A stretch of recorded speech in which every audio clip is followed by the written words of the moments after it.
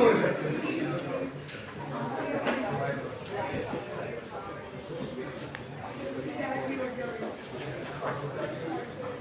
please settle down now.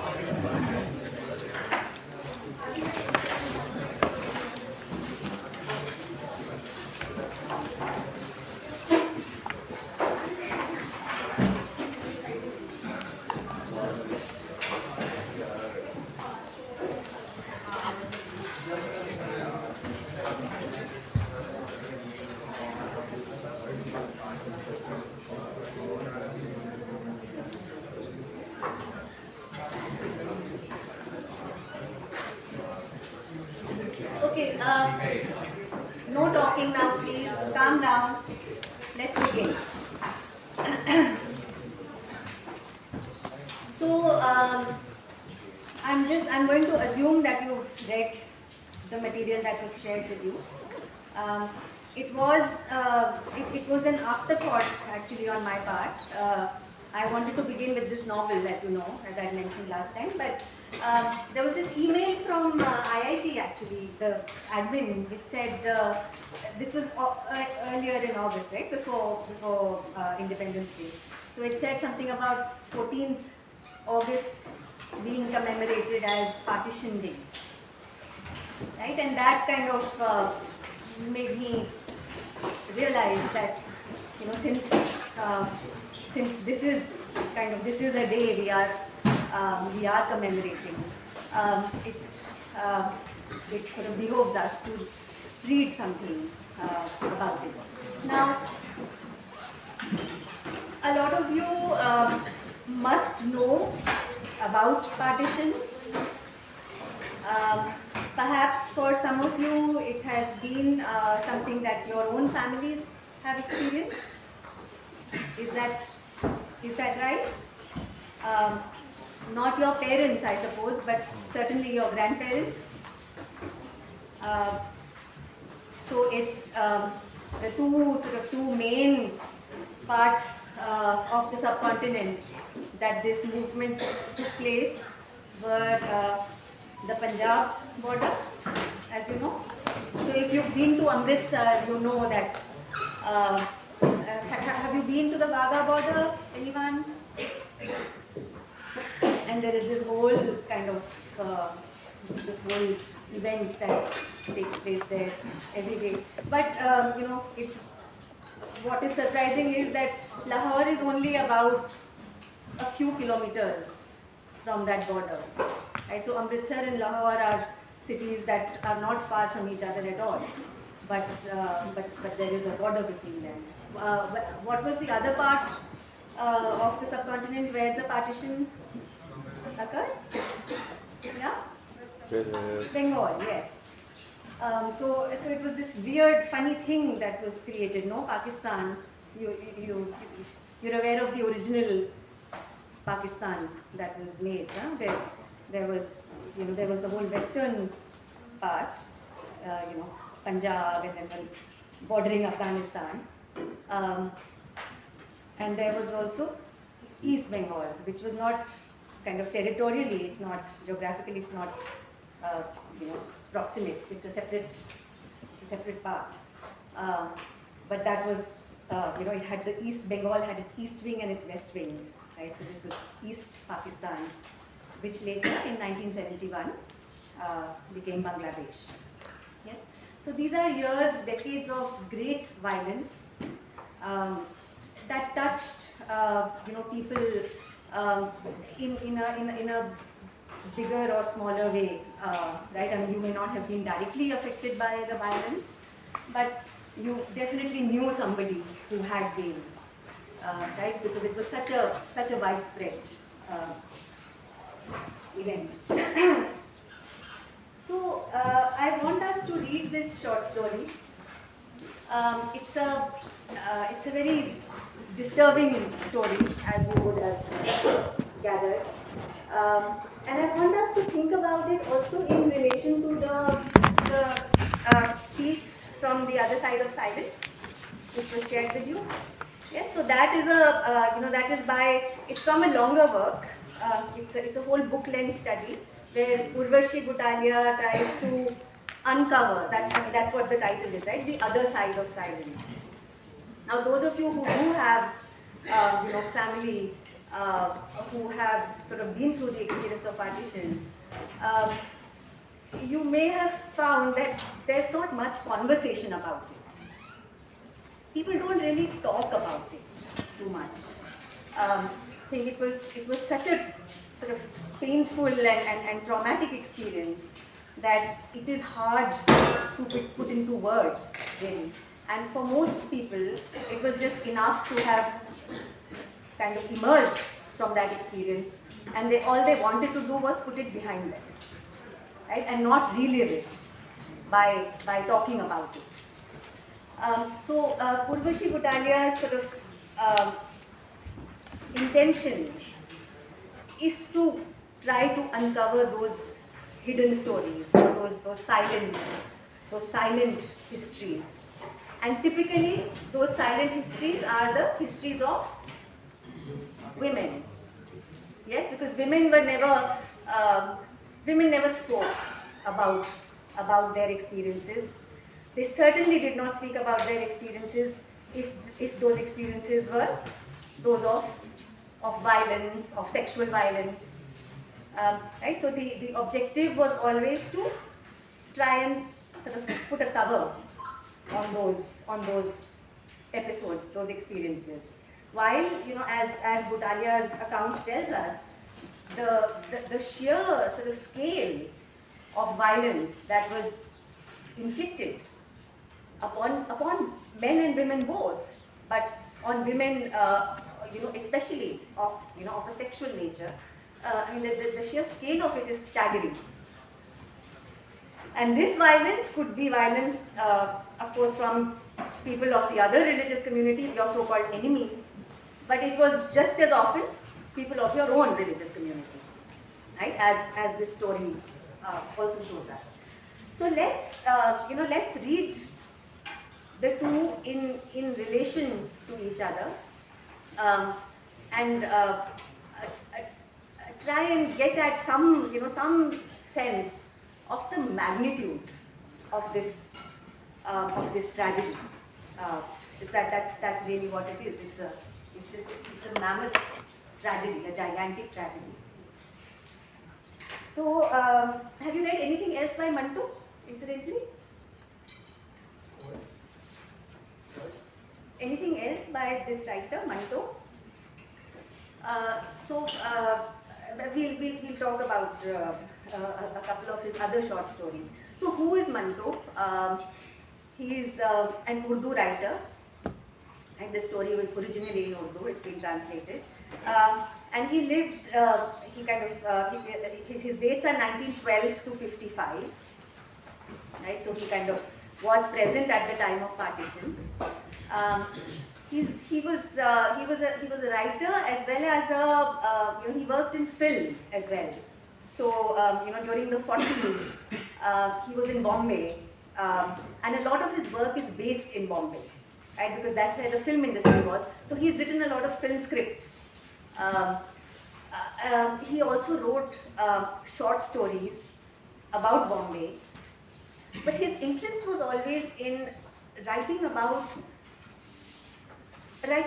the things that are not very sort of acceptable material, right? So a lot of his short stories are about people we don't really get to read about, right?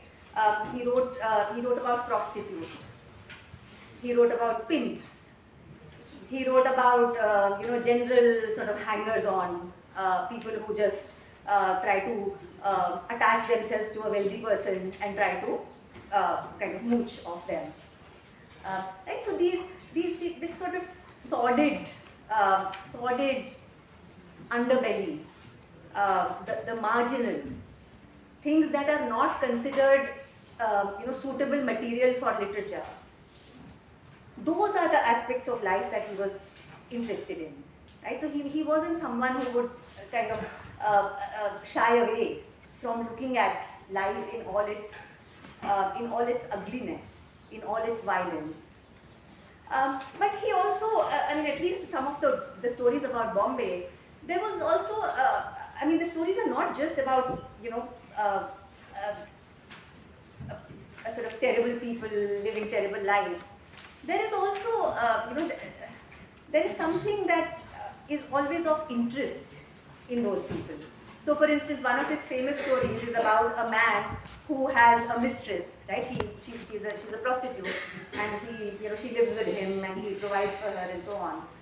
But he, one would think that he's an exploitative man who's just out to exploit this young girl. But this man actually deeply cares for her, and in fact is very invested and does his utmost to get her married to a suitable person, right? So there is, I mean, Manto's stories take a really fresh look at stereotypes, right? So he sees these types as individuals, right? With their sort of quirks, with their specialness, So he may be writing about prostitutes, but each person that he writes about stands out as an individual in his or her own right. Yes, so his his gaze is kind of, he's interested in looking at the corners, the margins of polite life. When partition took place, the country's independence and partition, Manto was Muslim, as you can tell from his name, and he really he really wanted to stay on in India. He wanted to stay on in Bombay because that was his home and he loved being there. But he felt, as a Muslim, he felt the pressure to move. So he relocated. He moved to Pakistan, to Lahore, but was never really happy there. And as you can see, he died quite young. He died in his early 40s. Right? So a brief sort of life in which he packed a great deal of writing, very, very intense writing, very angry writing, very brave writing, because this is not writing that shies away from looking at horror. But he's able to do that in a tone that is never angry. Right? So that is something you must have noticed about this story. The deadpan narrative tone. Yeah? I mean, it's talking. I mean, the kind of violence he's talking about is shocking, right? The kind of brutality it is talking about is utterly sort of shocking. But there is never any sense of shock that is conveyed by the narrator. The narrator is just telling the story. He's detached, totally sort of impassive, not engaged by the action. Just 1 second. And it makes us wonder, what is this detached tone doing? Why, I mean, could he not have stopped at some point in the middle of the story and said, what is this horrible time we are living in, or what is this terror that has taken place, this horrific kind of behavior that people are indulging in? There's none of that, no? So, we should, I want you all to, as we read the story, I want you to ask yourself, what is being achieved by this narrative tone that is purely, uninvolved, seems so detached, just telling, जैसे कुछ भी कोई भी कहानी सुना रहे हो, वैसे ही ये भी कहानी बता रहे हैं, right? So what is the effect that tone has? Yeah. I just wanted to add what you were saying that he wanted to move to Pakistan as part of the partition. So in one of his books he has a character named Toba Tekfi. So he wanted to emphasize to that character that Yes. he wants to see young people, he wants to go to India or Pakistan. Yes. So, Yes. There is a biopic on this whole On the author as well. Huh? yes. So recently there was a film on Manto. I think it's on Netflix. It's a sort of biopic. So yeah, I will mention Toba Takes in a bit. So. So you were let's, saying, yeah. you were saying that this style of writing, which is purely uninvolved, and so I'm like, is it left to the reader to actually to whatever like so whatever emotive response they want to give, so it's left to the reader, and like the tone in which I'm reading, maybe I'm reading it as a fact, or maybe I'm trying to like, understand the hidden intentions of the writer. So, and what is it? So let's read it and let's see. Oh, we'll read. Yeah, let's kind of go through the process and see.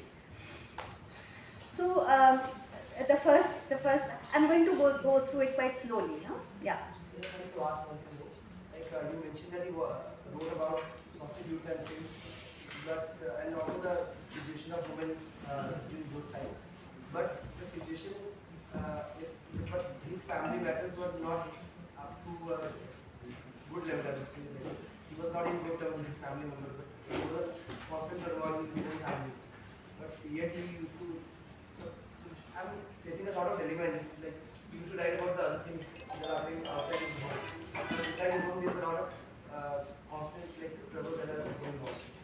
So how is he able to differentiate between those? Differentiate between. Like he was not in good terms with his family members. Like he used to drink a lot. Manto, that's why he died. It was one of the reasons he died. But and similarly, he used to write about the things that are in the society. Yeah, the evil that are happening and the atrocities against the public. But in his own family, he was not in good terms with his own wife and also the other person in his family. So as a writer, how is he able to keep that like relationship of his family separate from the rest of the people around? How is he able to keep his family life separate? Write about the people. Perhaps that's why he chooses to write about the things he writes about that are so completely kind of far away from any kind of regular family life. Right? I mean, none of Manto's stories are about, men who go to the office and women who sit at home and cook food and bring up children. But I want to ask, like, let's don't think as a negative side, like the other atrocities in the society. But in his own home, the same things are happening. He's not in good relationship with his wife and with other people. And he's not able to have a control over it. Yeah, see, writers, writers are complex people. Yeah. Yes, and I don't think one should look for moral lessons either from literature or from the writers of literature. Right, so that way, yes, if one started looking at personal lives of a lot of artists, it would be quite disillusioning. Just recently there was this whole thing about Alice Munro. Is anyone aware? Basically, this very famous writer who won the Nobel Prize, but she had this huge fan following. People loved her. People still love her. She's a fantastic writer. But it came out. It was revealed that she, her own husband used to sexually abuse her daughter, and she knew it. The daughter came to her for help, but she didn't do anything about it. Right? She didn't help her daughter, and she continued living with this man, for the rest of her life. Right? So now what does that mean? That she was a terrible person. So but how is it that she is such a great writer as well? And so the two, it's tough to reconcile these things. Okay. So the special train left Amritsar at 2 in the afternoon, taking 8 hours to reach Mughalpura. Quite a few passengers were killed along the way, several received injuries, and some just wandered off to God knows where. Okay, so this is a train, a special train. We gather now with hindsight, but we are not told, nothing is explained Nothing is explained to us, right? But we know what this special train must have been. A train to carry refugees. Yes. So this one is carrying this one is carrying Muslim refugees from India to Pakistan. Right? It's going from Amritsar to Mughalpura. Now I just want to draw your attention to a few details here. Look at the first line. The train left Amritsar at 2 in the afternoon. It took 8 hours to reach Mughalpura. Very specific. Very, very specific. Right? He's giving us exact details about time, number of hours. Now look at the next line. Quite a few passengers were killed. Several received injuries. And some just wandered off. Do you see the contrast? There is so much specificity about the train timetable. But something that is far more momentous, right? He's talking about human lives. He's talking about people. For them, there is no such specificity. There is no attempt also to try to be specific also. Now you might say that may be because it was hard to be specific. You don't know. You don't know how many people died. You don't know, right? So it's all true. You're right. But there is also a certain kind of attitude that is being conveyed here. And that attitude is that human life is cheap.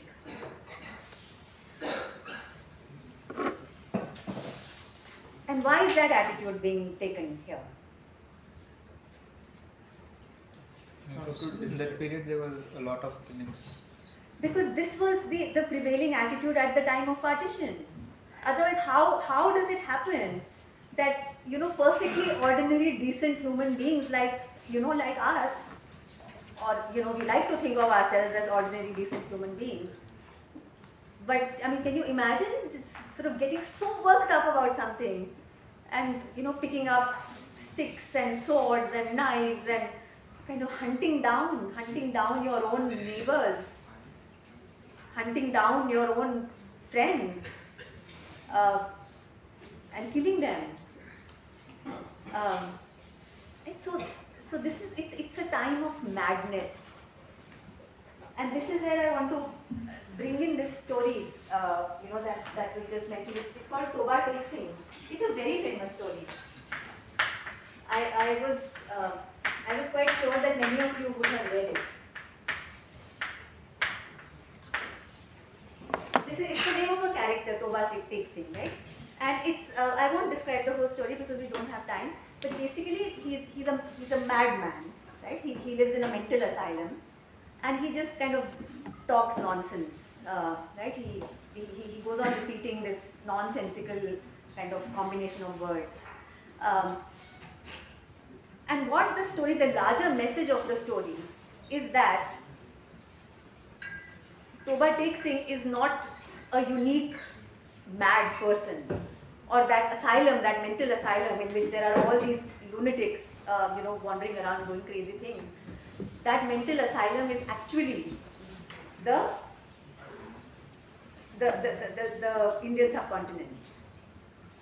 Partition is an act of madness. Yes, the people who have thought it up, the people who thought of this plan and put it into motion are madmen. Right? So by setting his story in a mental asylum, he wants the reader to think about the madness of this event at large. By putting this note of casualness into the lives that were lost, the people who were injured, the people who went missing, by doing all of that, he's conveying to us the spirit of a time when life was cheap, when life was seen to be so cheap, so expendable. It didn't matter, how many died, how many were injured. None of it mattered. So this contrast between the times of the train and the utter kind of casualness and vagueness about the numbers of people dead, immediately sets the tone of this story, right? This is not a story where the narrator is going to be, exclaiming about the horror of it, what is this, how can people do this, how can human beings do this to each other? No. He's just reporting. This is what the world is now. This is what people do to each other. That's normal. That's the world we live in.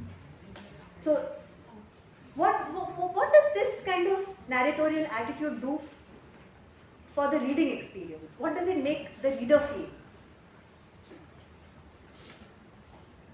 Do you feel it intensifies the horror? That it kind of makes you feel with a greater shock, a greater intensity. Just because it's so muted, because it's so understated. It could be like my bias, but like when a story gives you goosebumps with the horror, I think that is more scary as compared to this, Yes. which is a factual writing. Yes. So it does give you goosebumps. I mean, I've read this story 100 times, and it gives me goosebumps. Right? That chilling effect, and that chilling effect can only be created by the minimal use of words, by this emotionless kind of narrative. But also, you realize nobody could have written this way about partition without being a completely kind of, convulsed by the horror of it. I mean, you can see that a story like this is coming from deep anger, deep pain, deep outrage. But sometimes, you need to find other ways to convey that outrage and horror. Right? The conventional ways don't work. Yeah.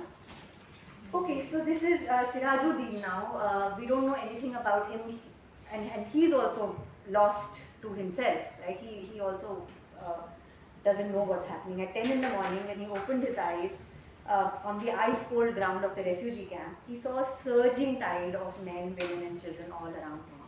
Right? The sheer scale, the volume. He's surrounded by people, surrounded by others like him. He stared at the murky sky for the longest time. Amidst the incredible rain, his ears seemed to be plugged against any sound. Right? So he's in a state of shock, a state of blankness. He's numb. He can't really comprehend what has happened.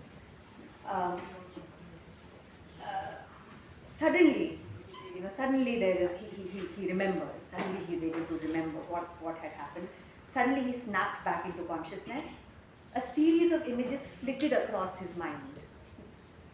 Images of plunder, fire, stampede, the train station, gunshots, night, and Sakina. So again, no big background given. I mean, you could possibly write a story about all of these past experiences, right? That tense night when Sirajuddin and his family must have run from their homes, boarded the train, and what happened on the train. Some of you may have read Khushwant Singh's Train to Pakistan. Yes, so that itself is a narrative, but our narrator chooses to move over that. We get the gist of what happened. We get it in as a series of flashes, as a series of images, right? And that's how it kind of comes to him. These brief, disconnected flashes, plunder, fire, stampede, gunshots, and so on. Sirajuddin jumped up with a start and made his way through the interminable tide of humanity around him like a man possessed. So once again, the surging tide of men, the interminable tide of humanity, right? This is the vastness of it, you know. I mean, we are being told the story of this one individual, but we are not ever allowed to forget that this is the story of practically every person there, right? Sirajuddin is one of many. Everyone has stories like this, you know, horrific experiences like this. So he is looking for his child, his young daughter, Sakina, but he's not unique, he's not alone. Someone was looking for his child, another for his mother, still another for his wife or daughter, right? So he's part of the general mayhem. Sirajuddin does the last thing he can remember is his wife being murdered, right? His wife's mutilated body, her guts spilling out, and he couldn't go any further, right? So again, it's through these very grim sort of images that we infer what Sirajuddin and his family have just been through. Right? There is no detailed kind of description of what happened. Just these images. I mean, it's very kind of it's like a film almost, no? Where I mean, you can just imagine these images flashing on screen, and you don't need to be told the whole story, right? You know, just those flashes are enough. So Sakina's mother is dead, and Sakina is nowhere to be found. Sirajuddin doesn't remember where he lost her. Sakina was with him. Both of them were running barefoot. Her dupatta slipped off, and when he stopped to pick it up, Sakina shouted, "Abbaji, leave it." He retrieved it anyway, and now he looks inside his pocket, and that dupatta is actually there with him. The dupatta reappears later when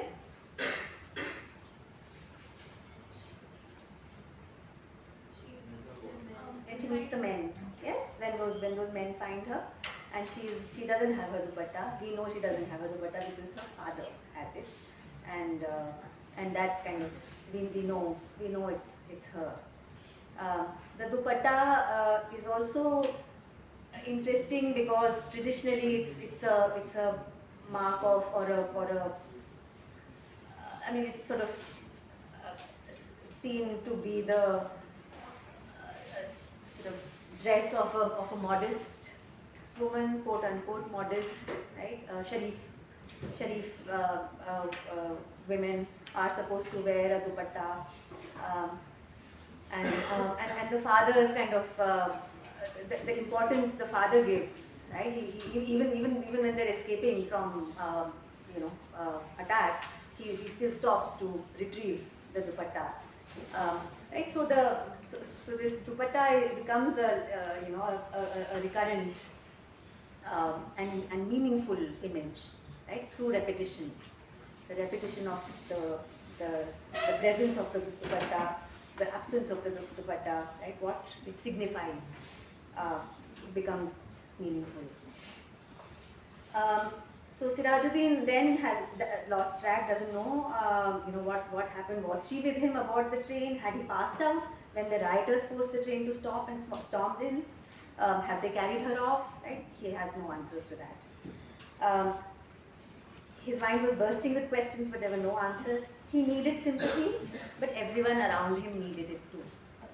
Right? That is the horror of this time, right? That you are not alone in your misery, and you can't expect any support or help because everyone is in the same boat.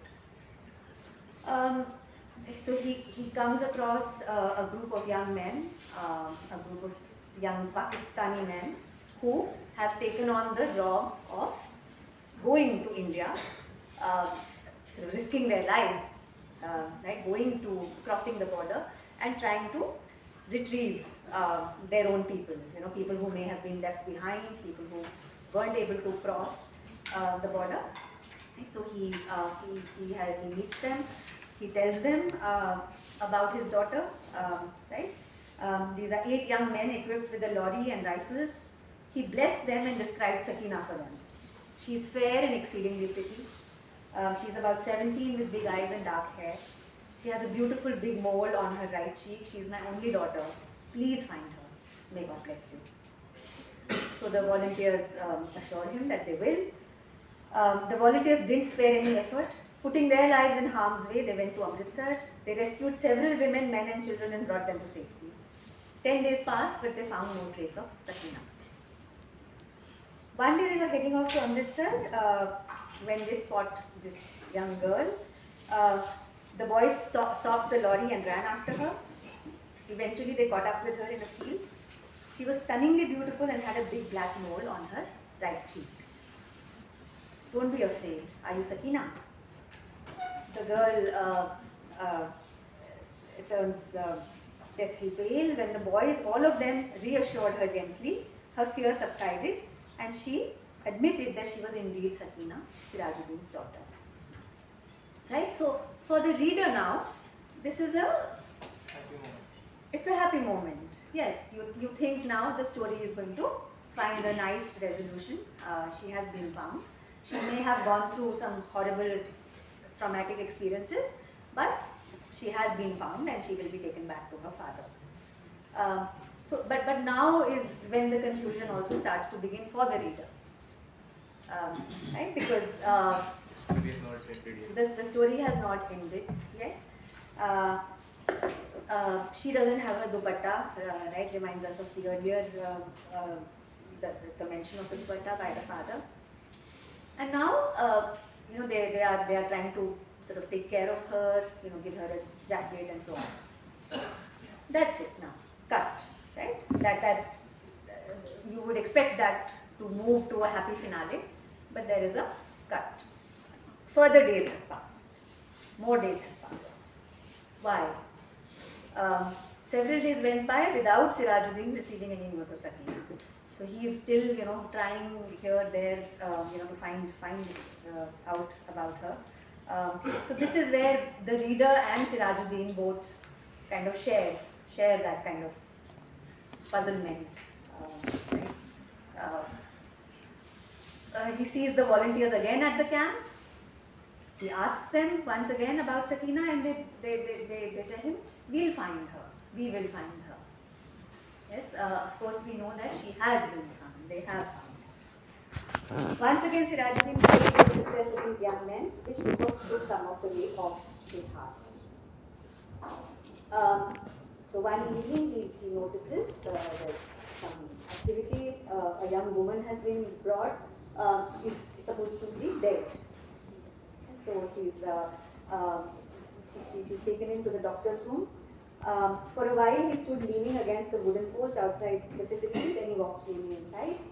There was no one in the room. And so he's afraid to go and see this person's face because he's worried it might be the corpse of his daughter. But then he does summon up the courage to go and see. All he could see was the stretcher with a corpse on it. Sirajuddin advanced towards it, taking small hesitant steps. All of a sudden, the room lit up. Sakina, he screamed, spotting the big black mole gleaming on the blanched face of the dead girl. "What is it?" the doctor, who had turned on the light, asked him. "Sir, I am her father." The words came out of his rasping throat. The doctor glanced at the body lying on the stretcher. He felt the pulse and, pointing at the window, told Sirajuddin, "Open it. Hold on." That's the title of the story. And then Sakina's automatic reaction, right? She's in a state of she's obviously not dead, but she's barely alive, and yet the message sort of reaches her brain clearly, and she knows what she's supposed to do. Right after weeks of having suffered sexual violence, she knows exactly what is being demanded of her. Right? So her body stirred ever so faintly on the stretcher. With lifeless hands, she slowly undid the knot of her waistband and lowered her salwar. She's alive. My daughter is alive. Old Sirajuddin screamed with unbounded joy. The doctor broke into a cold sweat. So here, of course, the reader is in the same position as the doctor, right? The reader can sort of understand the horror of the situation. The reader can also perhaps see some irony in those lines, in those words, "She is alive," right? Where, yes, she is alive, but everything that she has experienced is must have been worse than death. The contrast between that knowledge by the reader and Sirajuddin's own, at the moment he's unable to understand, right? At the moment, all he sees, all he wants to see is that his daughter is alive, right? So that spontaneous joy is kind of is a contrast, right? It's contrasted with the reader's more detached understanding. Right? The reader is not emotionally involved in the action, the way Sirajuddin is. So both the reader and the doctor are able to take a position where they can actually understand what has happened, and it chills them, right? It horrifies them. So yes, I mean there's little to say. I cannot think of a more magnificently written story. Right? The sheer, I mean, look at the economy of to be able to convey this scale of pain and horror in these three tense, condensed sort of pages. Right? So there is, the unsaid, everything that is unsaid here is what stays with the reader. Yes, so this, it's a masterpiece of storytelling, and the calm, detached tone is only a mask. It's only a mask for the burning anger and outrage that you had to have in order to write the story like this. Yeah, somebody who was truly detached could not have written this story. Mando also, there were a lot of obscenity trials against him, a lot of obscenity cases, because so many of his stories were, it was felt that this is not good, suitable reading material. It borders, it is obscene.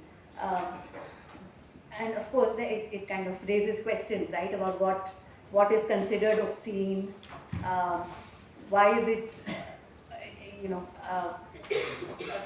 what is obscene about writing about the truth? There is another story by him also. He wrote a number of stories about the partition. We just talked about Toba Tek Singh. Another of them is Thanda Gosht, or cold meat, which, feel free to read it if you like. We are not discussing it in class, but that's a story about how a person who has raped a young girl at the time of partition, a girl of the other community, who kind of after raping her or during the rape realizes that she's actually dead, that she has died, right? And sort of he's not able to kind of come to terms with that, right? So that's a very hard-hitting sort of story as well. Now, Butalia's piece, which I just want to talk about for a couple of minutes, it doesn't need any explanation as such, right? It's fairly straightforward. Ma'am, this was the translation, right? The Not story, the yes. original work. So, The story. yeah, the open. Huh. It was a translation of Poldo. So, like a lot of credit goes to the translator as well, because he actually wrote about it. So, like how can we say like the original piece which was written? Like we have to read it, but what if it conveyed like more emotions and was not as bland? It as doesn't. I mean, you feel free to read it, but no, it doesn't. Translations are supposed to be true to the original, and in some cases, like in this one where it is possible to read both, one can read both. I mean, I've read both, and so yeah, I think one can trust a translation for staying true to the tone, to the spirit of the original. The other side of silence, the title itself is telling. Yes, it's trying to excavate the silences, trying to go beyond the walls of silence. Right? The things that people don't talk about, the things that people don't want to talk about, and you can see her own misgivings. Right? She's like, am I even right in asking people to relive their trauma? Right? Am I justified in doing that? You know, to say that we must arrive at the truth, we must understand what happened then. How ethical is it to make people revisit a part of their life that they don't want to think about? Now, in the case of women particularly, it was a very, very difficult question. Because there are these abducted women, right? And there were large numbers of them. Basically young women who were taken away by people of the other community. And often they were they were raped and then left to go. But also equally often they were kind of kept, right? So they sometimes they were even married. So this book called Pinjar, it was also made into a film. It's by Amrita Pritam, and it's about this, how this woman who is abducted by someone who then marries her, and eventually, with time, a lot of these women accepted the situation. They didn't have any alternatives. Yes, they were living with this person. They had, the option of leaving that person and going away didn't really exist. Your own family had disowned you, obviously, because and this was much more true of Hindu families. Once they knew that their daughter had been raped by a Muslim person, they didn't want to have anything to do with their own daughters. So you kind of fall into a new life, right? Where you are now kind of living with this person. You may have children with this person. Yes.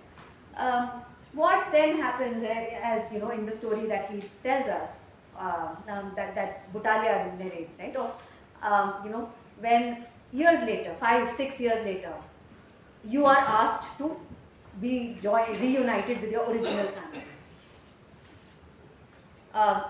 Do you even want to be reunited with your original family after that period of time has elapsed, right? After you have made a life here, after you have, had children in this new home of yours, right? So it's very, very complex.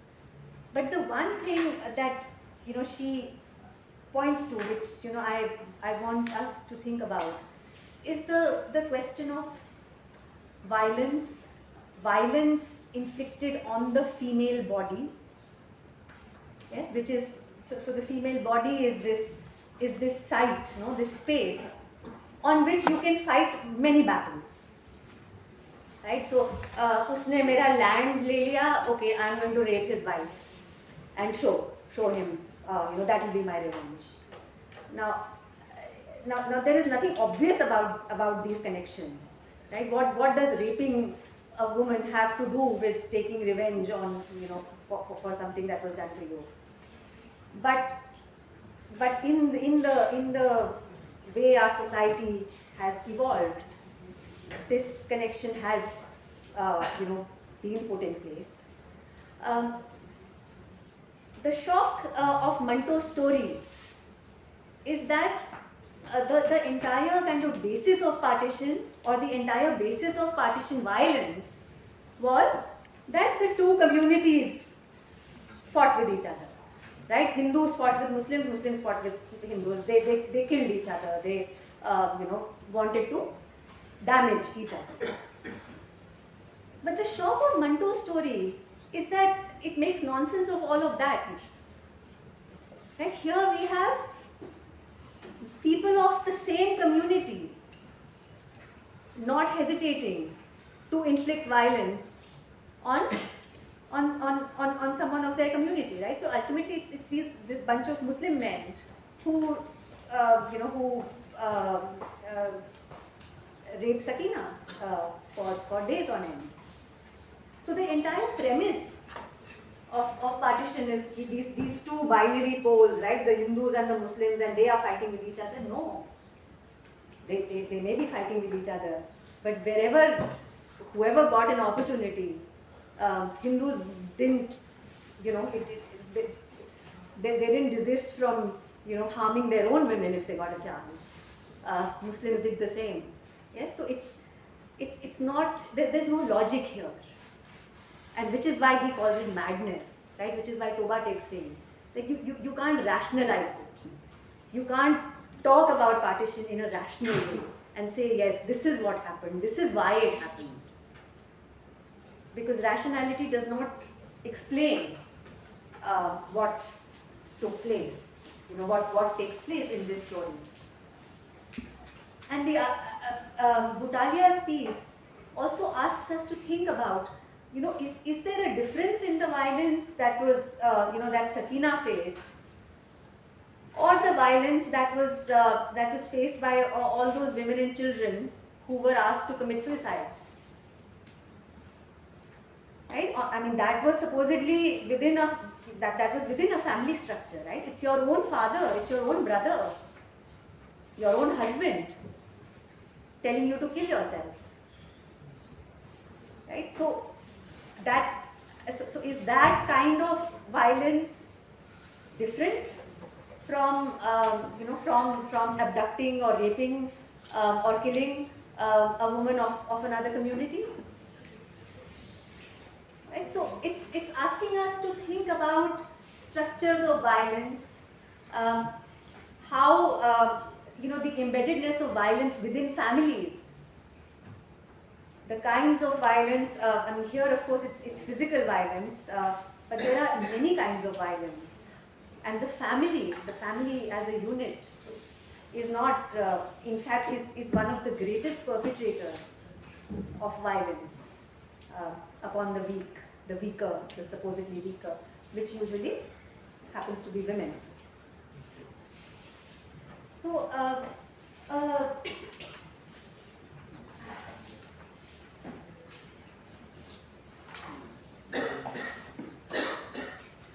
right, so also that interesting point about how one family was sort of considered to be very, it was given a lot of respect, right? Because the members of that family, I mean, they would say great pride, that our women and children chose to commit suicide rather than fall into the hands of the Muslim, or vice versa. Yeah. Now here, the social sanction that seems to exist. We read about honor killings all the time, don't we? Till date, fathers, brothers, uncles, who with this great sense of righteousness go and kill a niece or a daughter or a sister because she has damaged the family pride, perhaps by marrying someone from another caste or another religion or whatever it may be.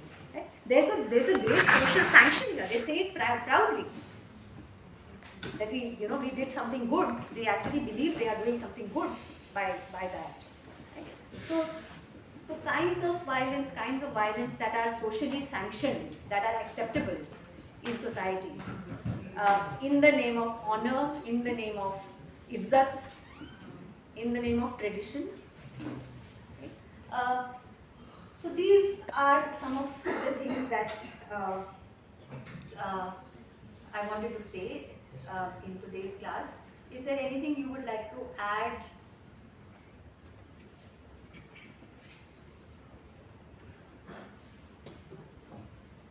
Or anything you'd like to clarify?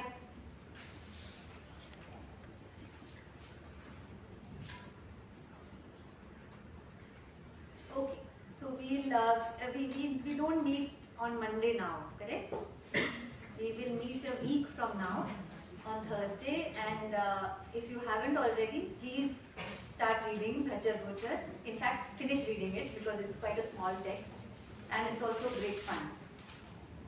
Okay, maybe not great fun, but it's quite it's not like this. It's not painful. Okay, thank you.